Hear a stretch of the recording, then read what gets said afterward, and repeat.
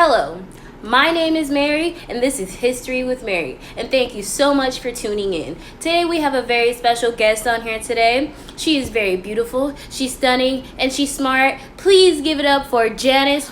Oh my god. We love her. Oh shit. Yes, Janice. Woo! Yes. Oh, hi. Well, hello, Mary.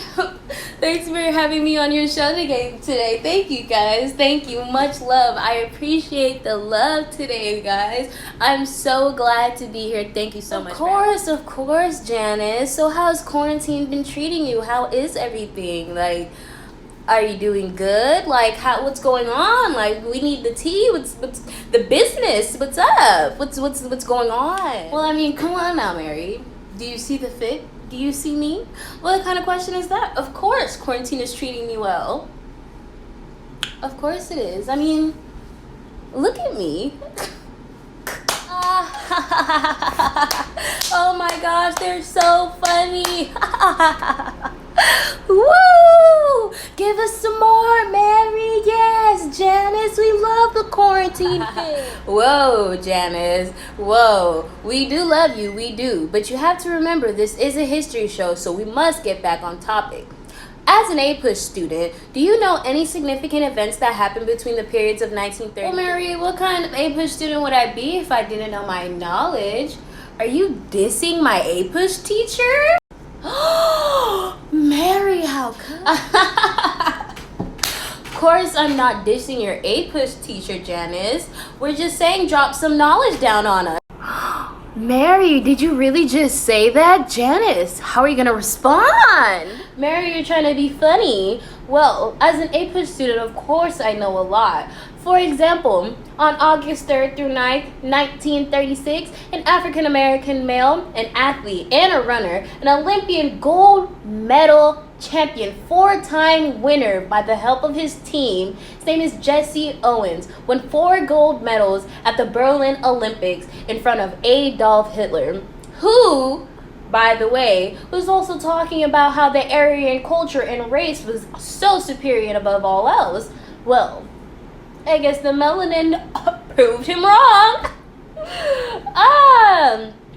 But anyways, in less than a week, he went on to win the 200 meters, the long jump, and with the help of his teammates, he won all categories and set the highest record for them all, until 48 years later when Carl Lewis broke them. Wow. Well, Janice, the fact that you really just proved your status as an A-Push student by answering that question, but can you answer this? How does that event correlate to U.S. history? What has it done for us? Can you give us times, dates, and places? Well, Mary, of course I know my things. I'm an A-Push student. I've been preparing my whole life for this, and I did give you a time, date, and a place. I told you it was August 3rd through 9th, 1936, all throughout the Berlin Olympics. That is where Jesse Owens was competing. Actually, it also correlates to my next topic, which is in Luxembourg. I think that's how you pronounce it. In 1935, there is a party that they used to celebrate. And at this party is when the Nazis and Hitler decided to let the people know that now is the time to let them know that Jews couldn't marry non-Jews. Oh, wow. Janice knew all of that stuff. She paid attention in class sometimes. Of course I paid attention in class. Sometimes when my ex was not outing me in front of the whole entire class. I'll get that together. But anyways, I was wrong. It's actually pronounced Nuremberg, and please forgive me if I'm looking down at my my collective notes right here. But it actually happened September 15th in 1935 when the Nuremberg laws were put into place. And these laws basically dictated and told Jews that it didn't matter whether or not they practiced their religion, but if they had 3 or 4 grandfathers or grandparents in the past that did, then they were automatically considered Jewish, and they were automatically banned from all societal things and hated for life because they were Jews. But the thing is that this also kind of messed up with certain Germans. How? Whoa, hold on. You may be wondering why? Why were Germans affected by the rules that Germans put into place? Well, since it happened like this, and they said that if 3 out of your 4 grandparents, or all 4 of your grandparents at some point practiced Judaism, you were automatically Jewish.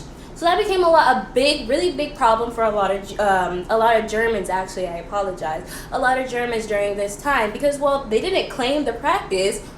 Why were they being automatically shoved into it? Like, I don't associate myself with those people.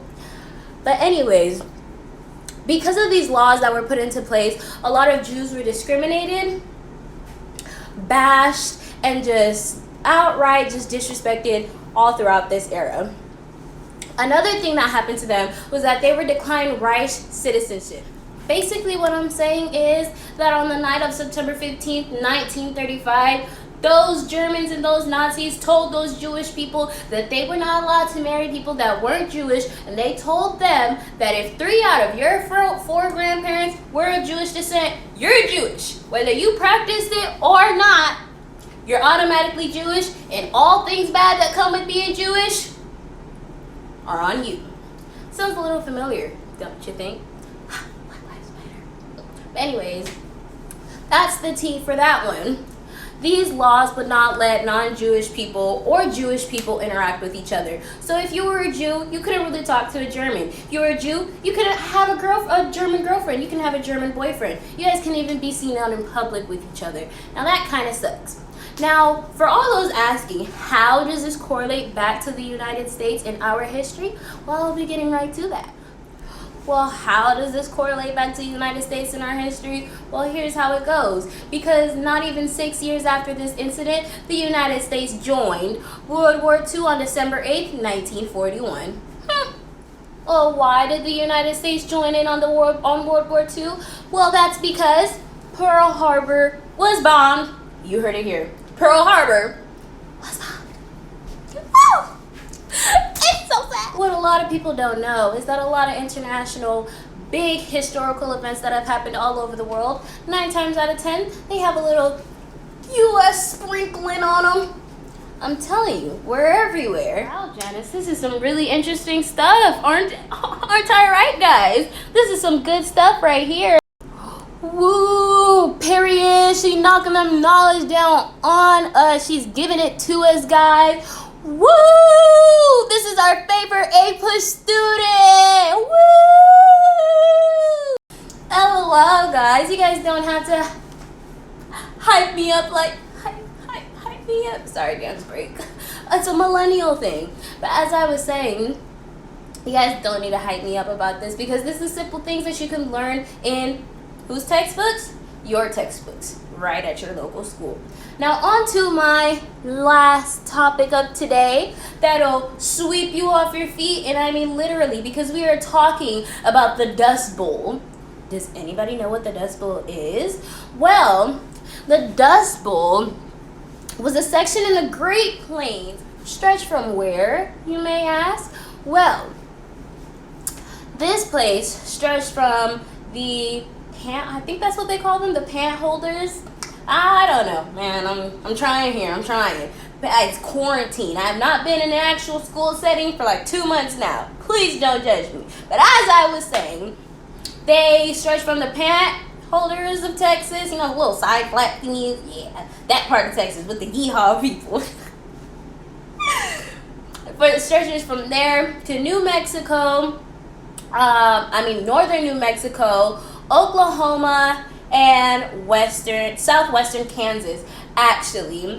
And this all happened during World War I, actually, yes. The Dust Bowl was a time when people on the Great Plains over-cultivated their crops, and, hold on real quick.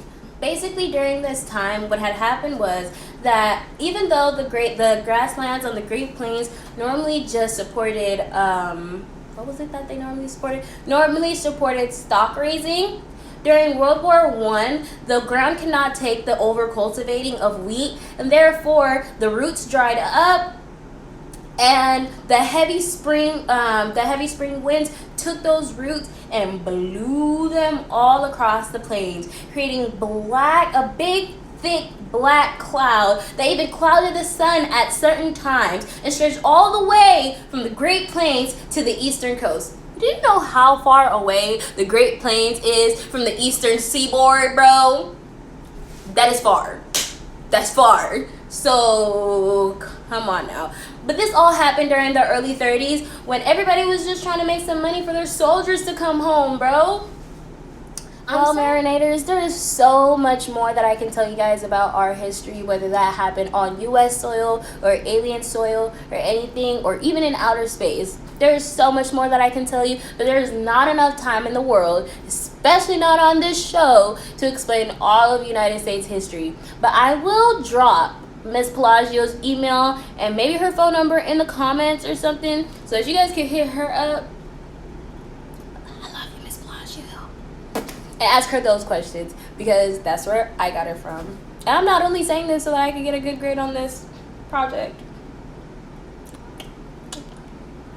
But seriously, United States history is something that burns deep, deep into our roots. Whether you are German, Jew, African American, of Caucasian descent, of Hispanic descent, of French descent, of anything descent, U.S. history still applies to you. Well, Janice, thank you so much for joining us today and sprinkling that little bit of knowledge on us today. We really appreciate you on the show today, and we'd really love it if you came back another time. Everybody say bye to Janice now. Boo! We don't want her to go. No, stay.